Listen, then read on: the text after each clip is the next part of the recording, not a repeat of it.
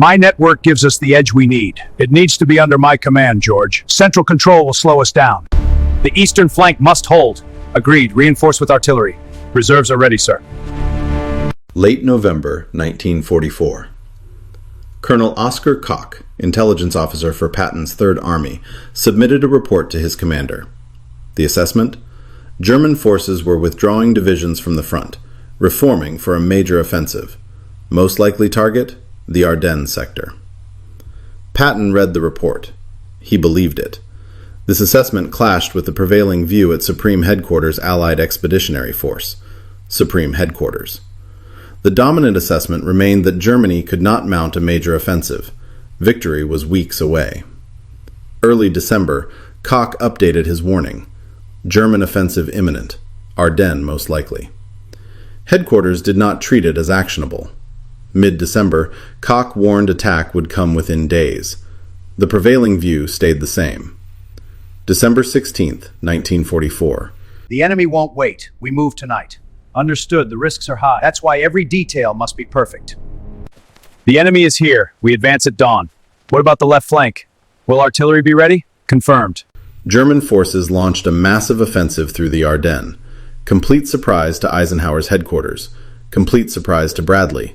Not a surprise to Patton. Not a surprise to Koch. Because Patton had his own intelligence network. Independent. Faster. More accurate. And Eisenhower's headquarters had tried to bring it under standardized control. Here is what makes this impossible. Intelligence officers do not predict major enemy offensives weeks in advance, while headquarters intelligence misses them completely. But Koch warned. Multiple times. Headquarters dismissed those warnings. December 16th. Koch was proven right. This is the story of why Patton built an independent intelligence network, why Koch's methods differed from centralized intelligence, and why the warning that could have reduced the surprise was ignored. Independent analysis predicted the bulge. Centralized intelligence missed it. The report confirms our position. We must proceed with caution. General, we have a situation, a serious security breach. How serious, sir? What's compromised? Everything. We need to act now. Subscribe for the moment specialists were right and bureaucracy was wrong. Fall 1944. Patton's Third Army was advancing toward Germany. Colonel Oscar Koch served as Patton's intelligence officer throughout the European campaign. His method was direct. Interview prisoners immediately, send reconnaissance patrols deep, analyze patterns in real time. He distrusted centralized intelligence. Too slow, too filtered, too optimistic. Supreme Headquarters operated centralized intelligence for all Allied forces. Reports fed into headquarters analysis. Assessments were standardized. The system was designed for coordination, but centralization created delays. By the time assessments reached commanders, situations had changed. Patton operated faster than other commanders. He needed intelligence immediately. The supply line here is vulnerable. Agreed, we need to secure this flank. Diverting troops is the best option. I'll coordinate. He trusted Koch completely. Koch's prisoner interrogations revealed information headquarters intelligence missed. Third Army maintained its own network. Koch's team interrogated prisoners directly. Analysis happened in hours, not days. This created parallel intelligence. Eisenhower's headquarters had its assessments. Third Army had Koch's. Sometimes they agreed, sometimes they did not. Eisenhower wanted unified intelligence. All armies should rely on centralized analysis. Parallel systems created confusion. Headquarters preferred that Patton rely on central intelligence, wait for coordinated assessments. Patton resisted. Koch's network was faster, more accurate. Third Army's success proved it worked. The tension remained unresolved. Some officers later suggested there was pressure on Third Army to conform to standardized procedures. By November 1944, optimism dominated Allied command. German army appeared defeated. Victory seemed weeks away. Headquarters intelligence reflected this optimism. Reports emphasized German weakness. Koch saw differently. November 1944. Different systems produced different conclusions. Koch was an analyst, not a general. His authority came from accuracy. He could warn Patton. He could not command headquarters to listen. His method required independence. If forced to operate through centralized channels, his effectiveness would collapse. Patton needed fast intelligence for rapid operations. Waiting for headquarters assessments meant losing tempo. But if headquarters and Third Army intelligence contradicted each other, coordination suffered. Patton chose speed. He protected Koch's independence even when it created friction. Eisenhower commanded multiple armies. Coordination required unified intelligence. Centralization made sense for coordination, but it sacrificed speed for standardization. Individual specialists like Koch could see patterns faster. Headquarters intelligence constraint. Headquarters had access to Ultra, British code-breaking intelligence. Ultra provided strategic picture, but Ultra had limitations. It revealed what Germans communicated, not what they kept silent. If Germans maintained radio silence, Ultra would miss it. Koch's method, interrogating prisoners, analyzing frontline patterns, caught what Ultra missed. German sergeant, captured late November 1944, near Metz. Standard headquarters interrogation focused on unit identification.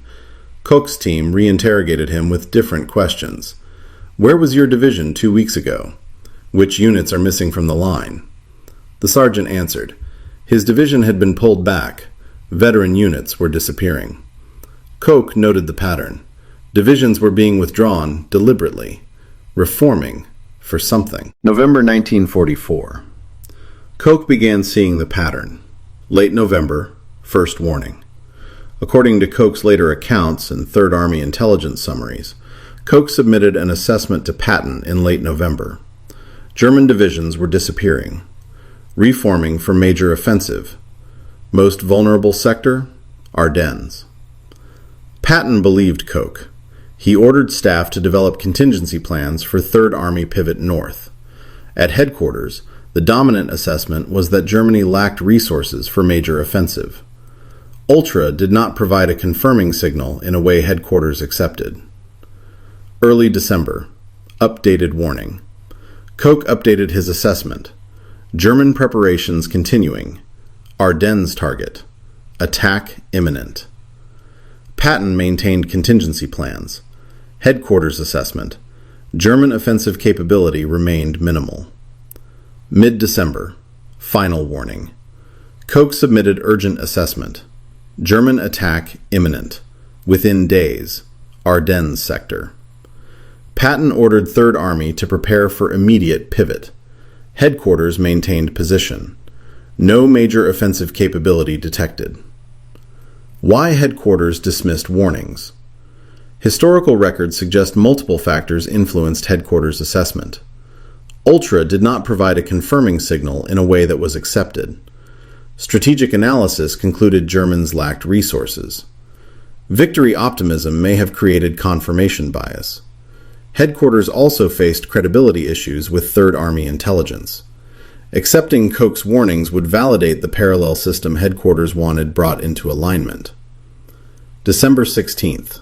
The offensive. German forces attacked through Ardennes at dawn. Multiple divisions. American lines collapsed. Headquarters was stunned. Bradley was surprised. Eisenhower was caught off guard. Patton received the news without surprise. He immediately executed contingency plans. With remarkable speed, Third Army pivoted north and counterattacked. Because Koch had predicted it, because Patton had prepared for it. December 16, 1944. Koch was vindicated.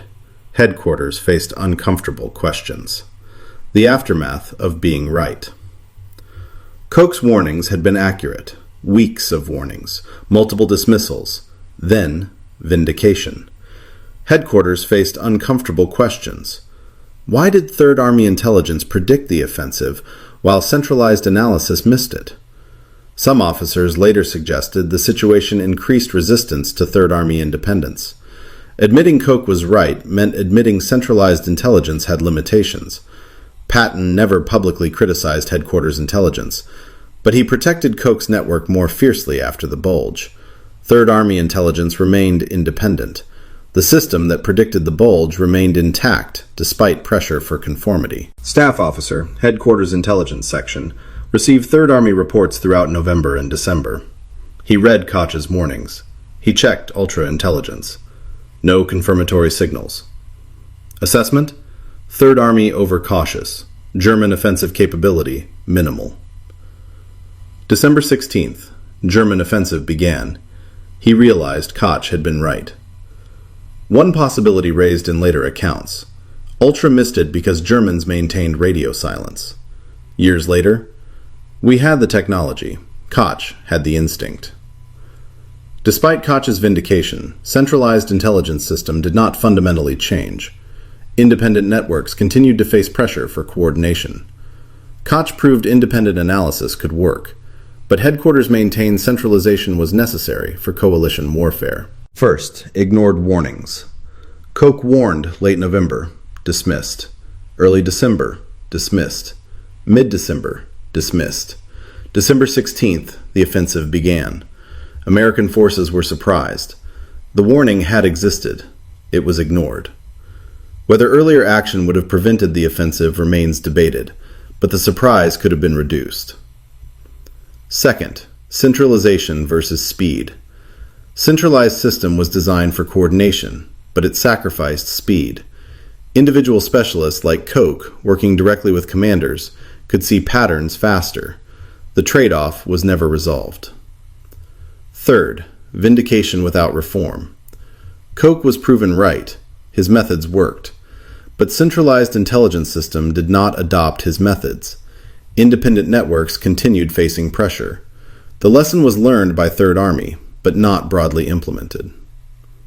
Fourth, Patton's trust validated. Patton's decision to maintain independent intelligence was vindicated. Third Army's rapid response, pivoting and counterattacking with remarkable speed, was only possible because Koch had predicted the offensive and Patton had prepared. The independent network proved more accurate than centralized intelligence. Fifth, Koch's legacy. Koch was right, but gained no reform. The system that ignored him continued unchanged. Patton's relationship with headquarters grew more strained. The vindication brought credibility, but not structural change. Late November, 1944. Koch warned. Early December, he warned again. Mid-December, final warning. December 16th, he was proven right. Headquarters dismissed every warning. The centralized system missed what an independent analyst saw clearly. Patton built his own intelligence network because he needed speed. Koch developed methods headquarters could not replicate: direct interrogation, frontline analysis, unfiltered reporting. Eisenhower's headquarters wanted centralized control. The pressure on Patton to conform never fully disappeared. Some historians argue Koch's success was exceptional, that centralization was still necessary, that one accurate prediction did not invalidate the system. Others argue Koch proved independent analysis could see what bureaucracy missed. What is documented? Koch warned multiple times weeks before the attack. Headquarters dismissed those warnings. The offensive happened as Koch predicted. Third Army was ready because Patton trusted his own intelligence officer. The independent network proved more accurate than the centralized system. Patton protected Koch's independence until the war ended.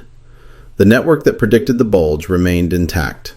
The tension between centralization and speed was never resolved. December 16th, 1944. The day Koch was vindicated. The day headquarters faced uncomfortable questions. The day independent intelligence proved it could see what centralized systems missed. Patton had his own intelligence network. Koch made it work. And Eisenhower's headquarters had tried to bring it under standardized control, but could not. Because results matter, and Koch's results spoke for themselves. Headquarters wanted standardized control. Koch's independent network proved more accurate. Subscribe if that tension matters to you.